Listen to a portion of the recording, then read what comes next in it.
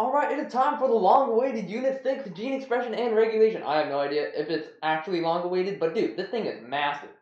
So it probably is some part of it long-awaited, okay? Alright, hello everybody, I'm Karar, and today we're just going to be going through all this good stuff. Let's do it. So the first thing we got to talk about when we talk about gene expression and regulation is first off, the molecules that store genetic information and do all the cool stuff in gene expression. Alright, so the two molecules we're going to be talking about are part of a family of molecules called nucleic... Okay, that is not how you spell nucleic acid. Nucleic acids. And basically, these just have a phosphate group, right? You have your pentose sugar, right? 5-carbon sugar, and you got your nitrogenous base. So that's literally all you got to remember, right? You got your phosphate, you got your ribose, you got your nitrogenous base.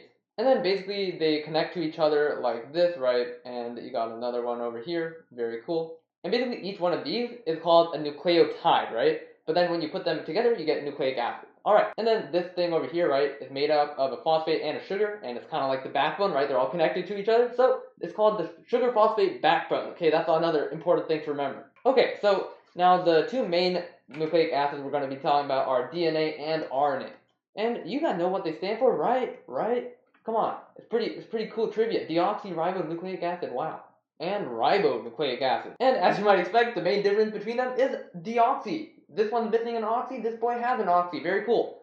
So essentially, you know how like there's a pentose sugar, right? And basically in RNA there's an OH here, and then in deoxyribonucleic acid there is an H there, right? So obviously you just get rid of this oxygen when you make a deoxyribonucleic acid. So why don't we draw up a molecule of DNA, right? You gotta know that like DNA looks kind of like this, right? Like you've seen it in sci-fi, forensic movies, whatever. It's basically a double helix, right? You got two strands, they're twisting around each other, double helix. And then you got like random base pairs pairing with each other. Very cool. But how does that look at the atomic level? So if we draw it out again using our phosphate epicness, we get something like this. Dang, the stress of my drawing skills. Holy, that took me so long to draw. God dang it. But you can see, right, there's a sugar phosphate backbone on this side, there's a sugar phosphate backbone on the other side. And essentially, these nitrogenous bases are connected to each other with something called hydrogen bonds. Alright, so I'm going to just get rid of RNA because I need the whole screen, god dang it. And basically, you know, when two bases like connect to each other, it's called base pairing. So another important thing you have to know for DNA is base pairing. Alright, so you guys probably know that DNA has an alphabet, right? That's how DNA stores information, right? It basically has a bunch of these nitrogenous bases, which are A, T, C, or G, and based on the sequence of A, T, C's, and G's, you encode information. Basically, the way I like to remember it is I just like to think of it as like at CG, at computer graphics. I don't know. It's just something stupid, okay? I just need to remember that ATCG, okay, then the adjacent ones are paired to each other. So A and T pair. Sorry, I can't think of anything cooler, but you know, it does its job, okay? A, T, C, and G. So these guys can pair, and a C cannot pair with an A C cannot pair with a T, a G cannot pair with a T, so on and so forth. These are the only ways they can pair. So what's cool about that, right, is if you know one sequence, right, you know A, T, C, G, right, then we could figure out what the other sequence, right? If we know this side, we could figure out the other side. So the other side would have to be what pairs with A, T pairs with A. What pairs with T, A pairs with T. What pairs with C, G pairs with C. And what pairs with G, that's right, C pairs with G. Very nice.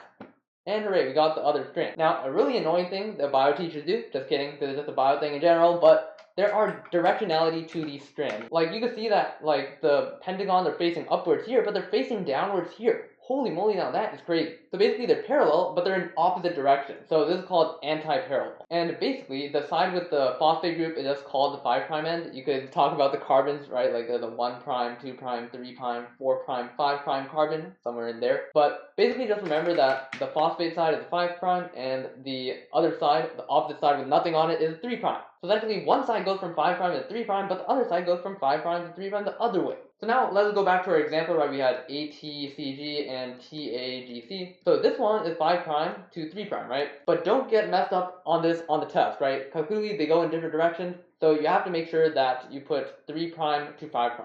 Alright, very cool. Now one last thing we got to talk about for DNA, right, is the structure of these nitrogenous bases, right? So what the heck does a nitrogenous base even mean? Basically, we have ATCG, right? So basically, each of those letters actually stands for a molecule, right? So A stands for adenine, and basically adenine looks like a pentagon slapped onto a hexagon, okay? It literally looks like that. And then there's thymine, right? And that just looks like a hexagon with stuff branching off of it randomly. I don't remember the exact structure, but yeah, it's basically a ring, a 6-membered ring. And then there is guanine for G, right?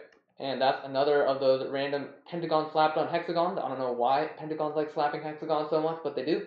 And then cytosine is just another hexagon. So, can we see a pattern here? Holy moly, 2 of them are hexagons and 2 of them are non-hexagons. And basically, we saw that A paired with T, so a non-hexagon has to pair with a hexagon, and a non-hexagon has to pair with a hexagon. Opposites attract. Makes sense a lot, muchly. Very cool. I'm so bad at English, god dang it. But then, you can also see that there is a similarity between these two, and there is also a similarity between these two, right? So the bigger dudes are called purines, and the way you remember that is pure as gold, right? So pure for purine, and then A for adenine, and G for guanine, alright? And then the other ones are called pyrimidines. Now this part's not as important, but honestly, just the more connections you make about these nitrogenous bases, the better you're going to be able to remember how pairing works and all that good stuff. Okay, so now, it's all cool and all, right? We got like all these random letters, we got like DNA doing anti-parallel nonsense. What the heck is the point? Well, basically, DNA are in your chromosomes, and you guys know that your chromosomes get passed from parent to son. So essentially, those letters encode exactly what is passed on. If we look at like a tiny part of the chromosome, it's literally just really coiled up DNA. And guess how many base pairs a human cell has? That's right, 6 billion. It's crazy. Holy moly, that's a lot of stuff. And that's in 46 chromosomes. So there's like a ton of DNA in one chromosome. Alright, so that's all the important stuff about DNA. Why don't we talk about RNA? So while DNA is usually in a double helix, right, RNA is usually single-stranded, okay? Now, there's obviously exceptions to every rule, but generally speaking, you're going to find it single-stranded. And then the other difference is that the nitrogenous bases are different, right? Like in DNA, you have ATCG, right? But in RNA, you have AUCG. So instead of at computer graphics, you are gold computer graphics. Get it? Huh? AU? Huh? Get it? I know, I'm so good at this kind of stuff. Bro. So basically, instead of thymine, you have something called uracil, and that is also a hexagon boy, pyrimidine, very cool. And instead of encoding genetic information, it does technically code genetic information in viruses and stuff, but generally speaking, in humans, RNA is used for helping out with like gene expression and that kind of stuff. So, I'll just give you a quick overview. mRNA, right? Messenger RNA. That's what is transcribed from your genetic code and is sent out into the cytoplasm to make protein. Then there is tRNA, transfer RNA, right? That transfers amino acids to the ribosome so they can actually put it in your proteins, right? And then there's rRNA, ribosomal RNA. Guess what it does? It's in your ribosome and it helps your ribosomes make stuff. Very cool. Alright, so now just a really quick distinction, right? Well, we have these beautiful X chromosomes and we have like 46 of them. Prokaryotes only have like one circular chromosome, okay? So don't get messed up by that. Remember that in prokaryotes, you only have one circular chromosome, and that changes how DNA replication is done. It only has to go on one chromosome. Alright, so now we've got to talk about DNA replication. Holy moly. So the first rule, number one, the only rule you have to remember about DNA replication is that it only works on the 3' end, okay? You can only add to the 3' end, okay? You can't, like, add on the 5' end. That is illegal. You can only add on the 3' end. And if this is the only thing you remember, you can logic your way out of DNA replication so easily it's not even funny, okay? So just remember that. Alright, so now first off, we have like this DNA, right? It got all the letters right here, right? We got our base pairs, we got an A, we got a T, C, G, I don't know, A, T, C, G, because why not? And T, A, G, C, so on and so forth. So now, how the heck could we replicate this? Could you guys like just take a wild guess, huh? How could we replicate it? Well, I mean I have a cool idea, right? What happens if we like unzip this boy, huh? And what happens if we added a new strand over here and it was like T A G, and we just kept adding it on this new unzipped thing, and then hooray, we got a new molecule of DNA. That's crazy. So basically, what happens, right, is basically you have your DNA, right, and some enzyme called a helicase comes and splits it up, right? So now you have a fork. Very cool. So helicase does that. And now you have these dangling like nitrogenous bases on either side. And then if your body wants to replicate it, all you gotta do is base pair stuff to this, right? You just pair it up, right? If this was an A, you pair a T to it. If this was a T, you pair an A to it, and so on and so forth. And then once you're done, it'll kind of look like two completely separated strands, right? The whole thing will get unzipped, right? And then you have two separate strands, one here and one there. And this part came from the old one, this one came from the old one, but these two came from the newly created base pairs. Very cool. So let's go back to the fork because we're not done yet. So let us say that this is the 5' end and this is the 3' end, right? And this is the 3' end and this is the 5'. Now basically the way this works is that first off we add a primer, right? We add an RNA primer, right? And basically what this lets us do is like, you can't just randomly start base pairing without anything to start from. So essentially this enzyme called RNA primase, kind of creative, but it basically just puts an RNA primer on the first two, and then now DNA polymerase could come along and start adding to this side, right? Because this is 3' end, 5', 3', right? It goes the opposite direction as the bottom string. So now DNA polymerase could have a field day adding random things until we get all the way down to the end of the strand. And as you can tell, this strand could just keep going, right? Because like it could just keep going, the fork is just going to keep separating. Very cool stuff. So because this one could just keep going with the like fork, right? As the fork gets bigger, this one just keeps going. Then this is called the leading strand. However, the other side is a bit more complicated. So why don't we just make this a bit bigger so it's easier to see? 5 prime, 3 prime. Alright, so that means our new one, if we have like a bunch of bases right here, right? That means like right now, if the fork is right here, we have to add our primer right here, and this is going to be the 5 prime end and this is the 3 prime end, which means we can only add this way, right? So that means if the fork extends more this way, right? Like if more of this part opens up, right? We're left with all these guys, then we can't add onto this primer. We have to add a new primer over here, right? And then start going. So basically you're forced to make a bunch of these different fragments as the fork gets bigger, right? Because as the fork gets bigger, you can't continue the previous one. You have to put it somewhere else. So these fragments right here are called Okazaki fragments, okay? And basically the top strand is now called the lagging strand, right? Because you literally have to lag. It's not right at the fork, right? You have to wait until a new fragment is created before it can start like making that part. The leading one, on the other hand, could just keep going with the fork, so it's leading with the fork. But this one, it lags a little behind the fork. And then, like, obviously, you don't want to have a bunch of random fragments, like, cuts in your DNA backbone. So basically, another enzyme called DNA ligase, right? Basically, ligase just means stick stuff together. Like, I don't know any other way to say it, but basically, that's how you remember that DNA ligase hooks the fragments together, and you get one solid DNA strand. Very cool. Alright, so now one last enzyme that we got to talk about is the topoisomerase, right? Like, basically, helicase unwinds your DNA, right? It's usually twisted and turned. Helicase unwinds it and splits it apart, right? But on the other end, this part is going to get even more twisted, right? So basically, this really twisted part is kind of problematic, right? If you build up that much strain, something's going to break. So basically, another enzyme comes in called topoisomerase, and that basically lets out all the strain here, and it makes it straight again. And then lastly, there are things called single-stranded binding proteins, SSBs. And all they do is they just keep it apart, right? Single strand, they keep them as single strands, prevent them from coming back together and hydrogen bonding. Very cool. Alright, one last note on DNA replication, right? We saw that, like, if you start with a strand like this, right, you're basically, what happens is these two strands split apart, right? You got one over here, you got one over here, and essentially, you make another one with a different color to represent new. You make a new fragment right here. You make a new strand there, and you make a new strand there. And you got two new of the identical DNA molecule, right? So this method right here, where basically some of the strands are fully old and some of the strands are fully new, is called semi-conservative, right? You conserve some of it, but you make some of it.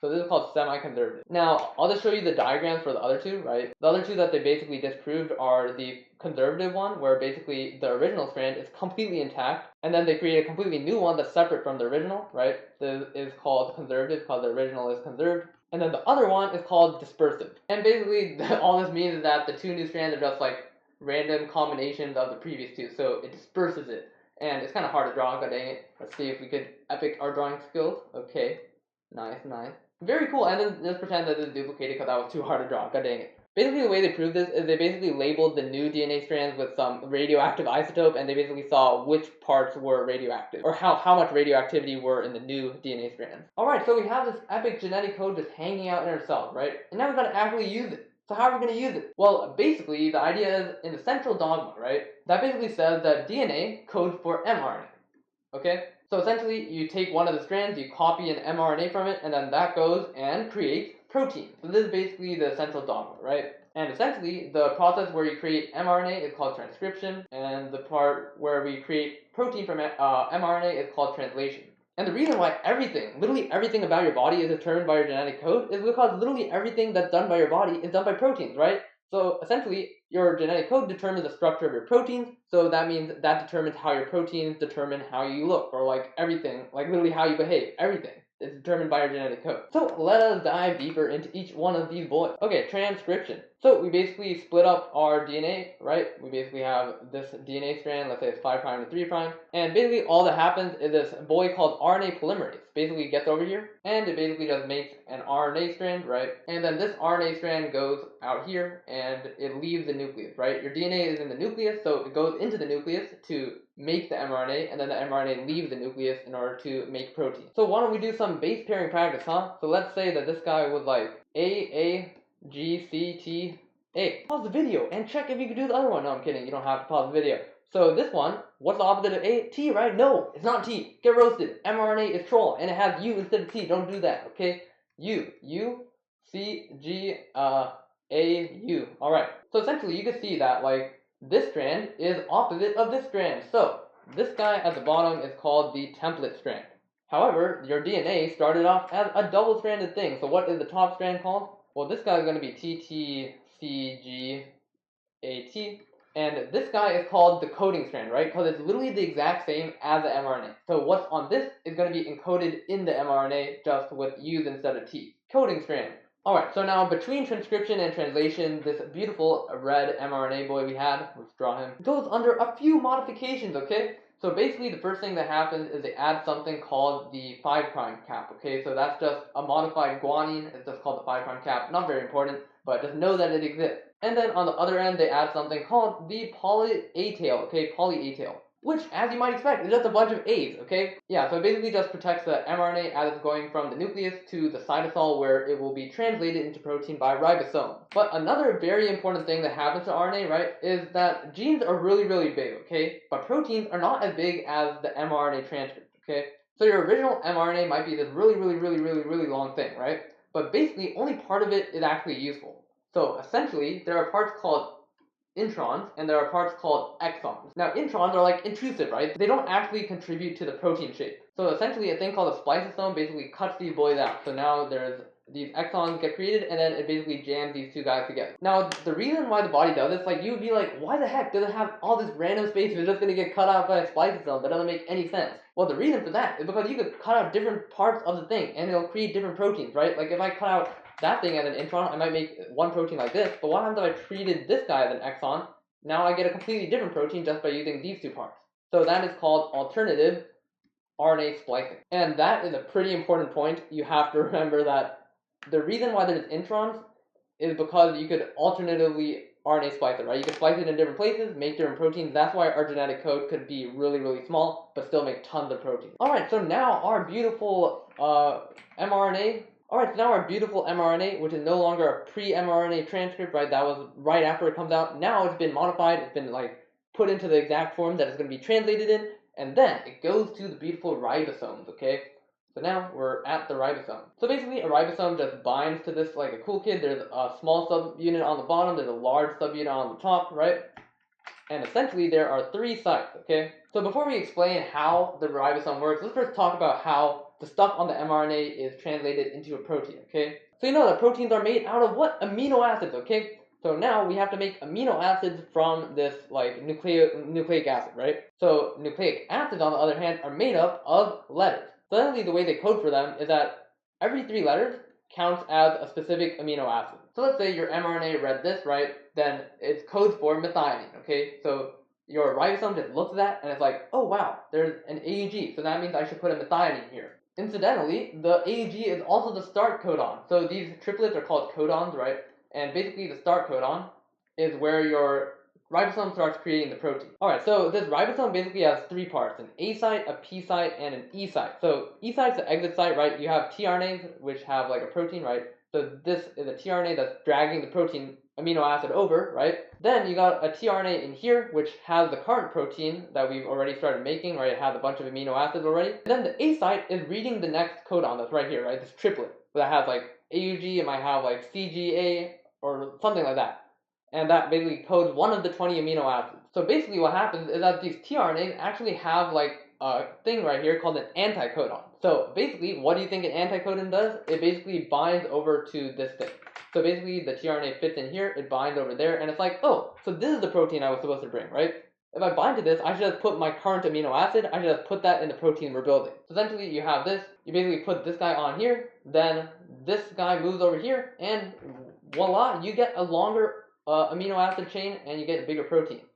So this guy shifts over there, so now you have this guy, and you have an even longer protein going all the way over here. And now this is open, the RNA moves over, and now you're reading the next set of 3 codons. And then eventually you reach one of 3 stop codons, and that tells you to stop translating.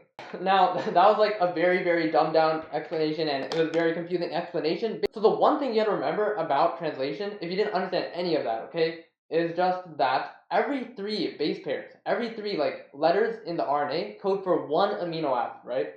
So essentially, if you have 27 base pairs, right, that translates to how many amino acids, right? Every amino acid is three base pairs, so this translates to 9 amino acids. And then just applying this, right, obviously the ribosome is going to read every 3, and then it's going to put in the appropriate amino acid with the help of tRNA.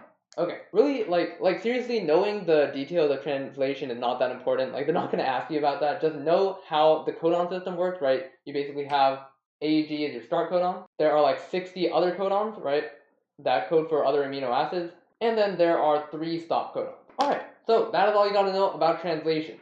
Now, just another distinction between prokaryotes and eukaryotes, you guys know that prokaryotes have no nucleus, right? So basically your DNA is here, and your ribosomes are literally right there. So essentially, when you make your RNA, the RNA could immediately go into a ribosome and start making a protein at the same time. So it's kind of crazy. But in eukaryotes, it's kind of different because you have a nucleus. Your mRNA gets in here, it gets out of the thing, and then it could go into a ribosome, which then gets translated. So in prokaryotes, it's all together. In eukaryotes, it's separated by the nuclear membrane. Okay. Alright, so you know that your body does not always do the exact same thing, right? When you're hot, you start sweating. When you're I don't know, basically your body has to respond to different things, right? You have to regulate what genes are expressed in different environments. And obviously different cells express different genes, right? Your nerve cells are completely different from your muscle cells, right? So what creates the difference? They all have the exact same genetic code, but the difference is in which genes are expressed. So basically the way it works in the nucleus, right? There's basically a bunch of DNA, right? Now some of the DNA is really condensed, some of it's really loopy and it's free and it's not condensed at all. So basically, the DNA that's free is really easy to transcribe, right? So those are the genes that are going to be expressed more. So how do we regulate the coiling of the DNA? So let us look a little bit closer. Basically, DNA is coiled around these things called histones, right? So basically, there's 8 histones per blob, histones, and basically each blob is called a nucleosome, okay? And basically, the histones are what keep the DNA really, really coiled, okay? So essentially, if we add stuff to the histones, it changes how coiled it is and how easy it is to express, right? So if it's super coiled, it's not easy to express. So how do we make it more coiled if we want to deactivate a gene? We just add a methyl group, okay? So methylation equals deactivation. And then the other one is acetylation, right? That's basically if you add an acetyl group. So I think it is like that. And basically, acetylation is activation. So the two things you gotta remember is the more coiled, the less activated, and methylation causes deactivation, right? So methylation basically causes it to be more coiled. Acetylation makes it less coiled, so it makes it more easy to transcribe and express it. Now the other way to regulate stuff is something called an operon, right? So basically, during transcription, your RNA polymerase binds to this DNA strand, right? So your RNA polymerase binds, it creates the mRNA, and then the mRNA goes away and does its stuff. So if we could regulate when the RNA polymerase does the stuff, then we could regulate how much protein is created, right? So basically, the operon is made up of a couple parts. So the first part is called the promoter, okay? So that is basically the part that the RNA polymerase binds to. Then it could be followed by something called an operator. So as you might expect, right, the operator is what lets you prevent RNA polymerase from binding. So literally, if something called a repressor, right, this is called a repressor, binds to the operator, then RNA polymerase, even if it was here, it can't go through the repressor. So basically, if you bind to the operator, you prevent the RNA polymerase from landing. And basically, the operons control a bunch of genes over here, right? So essentially, if we could stop the RNA polymerase from passing this point, it basically prevents all these genes from being expressed. Alternatively, right, if we don't want to repress it, what happens if we want to activate it, right? By default, it's not expressed that much, but what happens if we want to express it more? Then there is another thing called activator, right? Activator that basically provides a place for RNA polymerase to bind, right? So now RNA polymerase wants to bind this guy, so it comes down here, it's attracted to that guy, and then it goes over here. Activators are just really hot, okay? That's kind of why the RNA polymerases want to hang out, you know what I'm saying? And then this is not as important, but basically there's a region called enhancer, not as important. But what is important is that things called transcription factors can bind there, and they could regulate how much the genes are being expressed. So transcription factors are pretty important. Know that they regulate transcription, right? It makes sense. Transcription factors regulate transcription. Alright, so just to give a more concrete example, let us talk about the lac operon, right? So we have our DNA, right? And basically this lac operon codes for stuff that metabolizes lactose, right? So logically, right, if there is lactose in our body, we want to make the enzymes to metabolize it. So this is in bacteria, by the way. So essentially what happens in the lac operon is by default, a repressor binds to the operator, right? And that basically prevents any of these genes from being expressed. However, when lactose is in your body, it creates something called allolactose. And allolactose binds to the repressor and it causes it to leave, okay? It causes it to like dissociate from the operator. So when this leaves, right, now the RNA polymerase could transcribe all these genes, and hooray, you got all your enzymes for metabolizing lactose when you have lactose, and you don't have it when you don't have lactose. So it makes sense. This operon is really, really important, okay? So just understand, like, the basics of how it works. Like, your book might go into all these, like, random stuff, like, lac Z, lac Y, it does this, like, it's an inducer, co-repressor, all that nonsense. Just remember that, by default, it's repressed, and then when lactose comes, allolactose binds it, and it stops repressing it. Just if you wanted to know, allolactose, because it causes the gene to be expressed, is called an inducer. An inducer is something that binds to a repressor or an activator and like causes the gene to express. The opposite is just called a co-repressor. Okay, alright, so now the next thing we gotta talk about are mutations, okay? So basically all mutations are they're just random changes, right? So essentially, like, you might have like an ATCG, and this just by chance, right? Just by chance. It basically accidentally binds a C to an A instead of a T. So now you have CAGC, and now this new genetic code will create a completely different protein, right? One amino acid is enough to change the structure of a protein completely. And then, as you gotta know, natural selection acts on variation, and basically these random changes now gives natural selection something to act on. If everybody had the exact same code, how would someone be more fit than someone else? The reason why people are different fitnesses is because there's slight deviations due to errors in DNA replication and other stuff. Okay, so why don't we talk about like the two most important types of mutation, right? So there's point mutations where you just change a T to a C, right? Like it's just in one place, point mutation. But then there's also those things where like somehow an entire base pair gets deleted, and now you're kind of screwed because basically, let us say that you have like instead of ATCG, it just puts AGC. So this is our new thing. So let us say we continue it over here. Originally, our protein would like group it into three like this, right? But now if we make it different, it's grouping these three together. Instead of CAG, it's an AGC. So essentially everything after this is going to be completely messed up because you're changing your reading frame, right? If you delete one thing, everything else gets shifted over, and that means that all your amino acids are going to be affected. So basically a deletion is called a frame shift mutation. Basically, any mutation, like an addition or deletion, that causes your groups of three to change is basically a frame shift because you're changing completely which amino acid you're. So basically, there's things called mutagens and carcinogens, right? Those are the things that cause mutations, right? Like sunlight is an example of a carcinogen or mutagen, right? Because basically, in sunlight, your cells form thymine dimers, which causes errors in DNA replication, which causes mutations, which eventually could lead to cancer, right? Skin cancer is caused by the sun. So that is how mutations arise. Now, there's one other type of mutation, right? There's aneuploidy, and we kind of already touched on this in our in the meiosis video, but basically aneuploidy is just if you have the wrong number of chromosomes. Down syndrome is trisomy 21, right? You have 321 chromosomes instead of 2. Now let's just talk briefly about natural selection, right? I think we'll cover it a bit more in the next one when we talk about Charles Darwin and stuff, I think. But basically natural selection is basically the guys who have the best genes survive, right? And if the guys who survive have better genes, they pass it on to their offspring, so your offspring also have better genes. So overall, as time progresses, you're gonna keep getting better genes. Now the problem with this, right, is that if everybody is the same, everybody's gonna die at the same rate. So everybody's just gonna keep having the same genes, and you're never gonna get better genes. The way natural selection works is that like one guy gets a better gene. So let's say this guy got the better gene.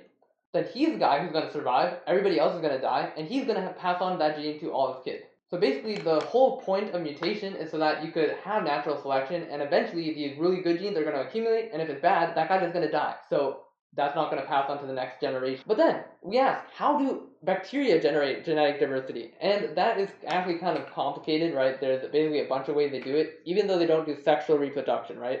Like, bacteria are exact clones of themselves minus, like, point mutations that are caused by X-rays or something. So basically the three ways that bacteria generate genetic diversity are transduction, transformation, and conjugation. Now, conjugation is the most fun one because that's basically where they stick each other with pili and then they transfer DNA to each other directly, right? If you have two bacteria, they just give each other a nice little smooch and they pass genes from each other. Then transformation, right, like, it kind of makes sense. You basically take in genes from your environment, they're just floating around, and your own genome transforms, right? So that's just like DNA getting yeeted into there. Now transduction, right, you're taking it from one guy to another, right? Transduction, you're moving it from one guy to another. So essentially what happens is a virus infects this guy, and like unintentionally the same virus infects another guy, and then the genomes get moved from one bacteria to another. Okay, and now for the last topic in this unit, it's just biotechnology. This is pretty straightforward. So the first biotechnology thing they talk about in the books is your gene cloning, right? So essentially, if let's say we have a gene, this red gene, that we want to clone, and we don't know how to clone it, right? Like we don't have the tools personally to clone it. Well, what we could do is we could put it in a bacteria and have it clone it for us. That's how we do it. We just make other people do the work. Very cool. So essentially what scientists do is they take restriction enzymes and they cut it at specific places, right? And if we look really closely, the ends of the chromosome look like this, right? And then there's a couple parts, it cuts unevenly, right? So now there's this region over here that has base pairs, and this is called the sticky region. So then you use the same restriction enzymes to cut this guy. So restriction enzyme cut, and they make sticky ends. And now you have the same idea over here, so there's like that, and there's like that, and basically this guy could fit in there perfectly, right? So now we have our new bacteria thing with the red stuff in it, and now whenever the bacteria reproduces, they're reproducing our gene too. Very cool, thank you bacteria, thank you for helping with that. Now the next one is PCR, right? Polymerase chain reaction. And basically the point of this dude is if we have one strand of DNA, how do we make it into a ton of them? And basically it's just human done DNA replication, okay? So basically you chuck in a bunch of RNA primers, right? You chuck in some DNA polymerase, right? You chuck it in there. So basically the first step is you heat it up, right? And that causes the DNA to split up, right? Then what happens is that these primers go in and they latch on over here. And then the DNA polymerase goes and extends it. And now you have these other DNA strands, and hooray, now you have 2 of these DNA strands. And basically you keep repeating the cycle, you heat it up, you split it apart, you have the primers attached, you elongate it, and then hooray, you have 2 new things, and then you can repeat it over and over again, and it keeps increasing exponentially. So that is how PCR works. Then there is also gel electrophoresis, so basically the point of that is you basically have this gel, okay? Right, gel electrophoresis, you have a gel, and you basically have negative DNA, right, or some like charged molecule over here. So let us say we put a positive charge here and a negative charge here, and the DNA is negatively charged. Then guess which way it's going to go? It's going to go this way. But it's a gel, so the longer molecules actually move a lot slower. So after some time, you basically get to see a bunch of lines. So you might see like lines here, you might see lines there, and basically all of these guys have the same length because they traveled the same length. Then these guys have the same length because they traveled the same distance, and these guys have the same length because they traveled the same distance. So essentially, we could measure how much of each length there is, or we can measure what lengths of DNA there are. Like one thing they do is they basically cut up like a random person's DNA and they run it through a gel, and basically each person has a unique thing, right? Because if you cut a person's DNA, it's always going to be a unique like set of cuts, right? So essentially each person is going to have a unique gel, right? You're going to have a unique set of bars. And then the last one is DNA sequencing. So the way they do it now is something called shotgun sequencing, right? And this is also called next-gen sequencing. And basically what they do is they literally just cut up a bunch of DNA, they PCR it, they sequence every single one of those strands, and then once you sequence each of those strands, then you could like use a computer to align them, and then you get the whole thing. But basically how they did it in the olden days is they basically had like, let's say that this is your DNA sequence you want. Basically they had these terminating, they're called DNTPs, and they're basically like fluorescent probes, and basically they end the sequence. So you can have like ender A, you could have an ender T, you could have an ender C, and you could have an ender G. And this is called like chain termination dideoxy sequencing or something. I forgot the entire name, but basically the idea is it starts transcribing, right? You got A, C, T, G, and the first one might end with the T, right? So it just ends at the T, nothing could be added after. So you have a T somewhere. Then this guy, it'll put like a normal T, and then it'll put a chain terminator G, and now you have a TG, right? And then it'll do a T normal G, and then a chain terminator A, TGA. And then basically you have a TG normal A, chain terminator C, and now you got a TGAC. So now why do we run these dudes through a gel? So the T is the smallest, so it's going to get the farthest, right? Then our TG is going to get the next farthest. Then our TGA is going to get the next farthest. And then our TGAC is going to get the next farthest. And basically, each of these is colored a different fluorescent color. So we know the color of the first line is the color of our first nucleotide, so we know that's the color of T. Then this is going to be the color of G. This is going to be the color of A. And this is the color of C. And right, we know the sequence of our DNA. Very epic. Now, like recently they had even more advancements. They literally run the DNA through like nanopore, and basically based on the electrical disturbances of the nanopore, they could determine the sequence. I have no idea how it works. Pretty cool stuff. Alright, thank you guys so much for watching. I hope it was helpful. As always, if you enjoyed the video, leave a like and subscribe for more. This was a pretty massive chapter. I don't know whether I did it justice, but let me know down in the comments if there's anything I missed, and hopefully I can make another video on it or something. But anyway, thank you guys so much for watching again, and see you guys next time.